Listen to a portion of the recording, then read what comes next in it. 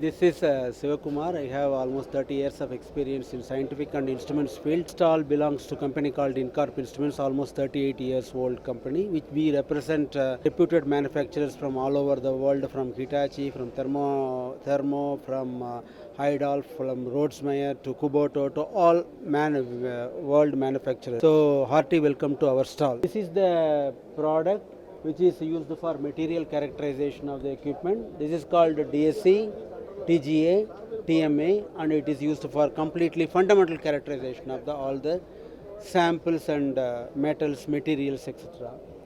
Then this is a Kubota centrifuge, high-speed centrifuge, and we have geotech autoclaves, vacuum ovens, and incubator shaker, which is used for all the pharmaceutical and basic applications of pharmaceutical industries, and it is ultrasonic liquid press and ultrasonic baths. Actually, my name is Praveen. So we are taking care of these Radley's products. So Radley's basically we have many parallel synthesizers, reactors, and so many safety-related equipments. So if you just see, this is called Maya 4, where we can do 4 independent reactions at the same time. We also have Carousel 12 Plus, where we can do 12 reactions at a time.